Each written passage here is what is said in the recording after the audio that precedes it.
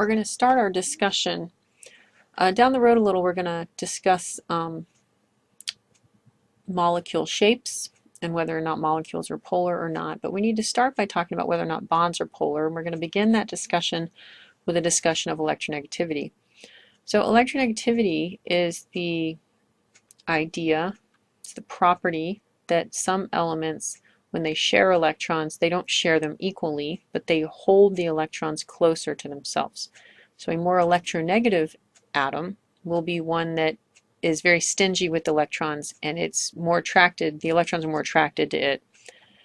And so the bond is not equally shared. So there's a table here that shows electronegativity overlaid onto a periodic table, and you can see that fluorine is the most electronegative element on the table. Generally, the elements in the upper right-hand corner are more electronegative than those in the lower left-hand corner, so that's generally the trend, that electronegativity increases as you go up and to the right. Now, if you look at a bond, right, so a non-polar bond would be one, for example, if two identical atoms, for example, two hydrogens or two chlorines, were trying to share two electrons in a covalent bond. They have identical electronegativity, so that bond would be completely nonpolar, meaning that the electrons are distributed equally between those two atoms. An ionic bond would be full charges where the electrons belong to one atom. They've been completely given to the anion, and the cation has lost those electrons. And so here you see there's an M+. That M usually represents a metal. So metals, since they tend to lose electrons and form cations, that's why they're using that as an example. So a good example here would be sodium chloride. Sodium entirely gives its valence electron to chloride, and they are held together by a mutual attraction of opposite charges. Now in the middle here is what we're talking about. We're talking about polar covalent bonds. And so this would be a covalent bond where the electrons are shared, but because they're not shared equally, you end up with a partial positive charge on one side. And the example that you see here, Y would be the less electronegative, the more electropositive element, and X would be the more electronegative element, and that would hold the electrons closer to it, and so it would have a partial negative charge. So that weird looking, unusual, shapely looking D is a lowercase Greek letter delta, which means partial. So element Y would have a partial positive charge, and element X would have a partial negative charge. A good example here would be hydrogen chloride.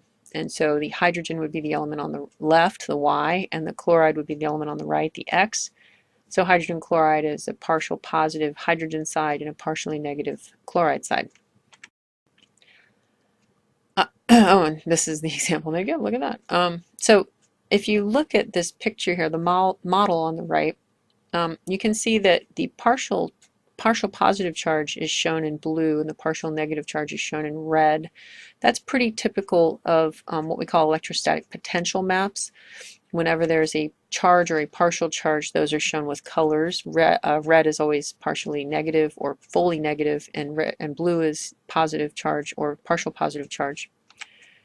And then up at the top would be an example, a chlorine molecule, where this is a nonpolar molecule, a nonpolar bond where the electrons are shared equally, and you don't have any red or blue. There's no distribution. There's no separation of charge.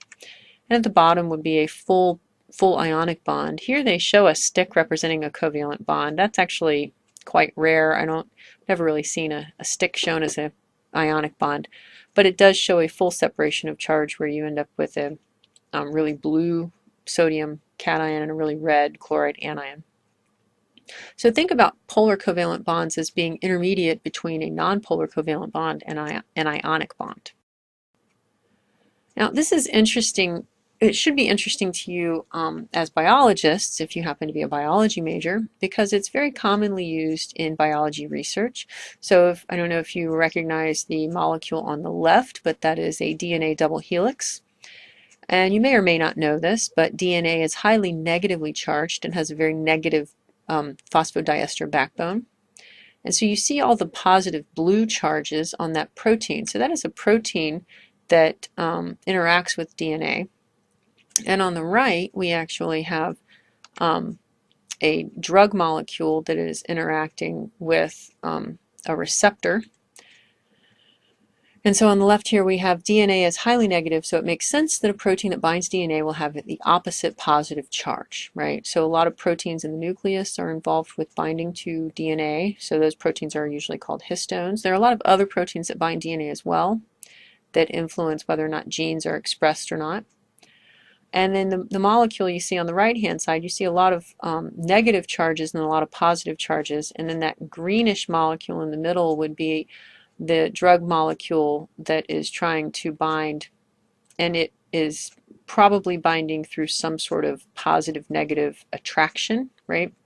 So we often use these electrostatic potential maps in research to figure out how molecules interact with each other.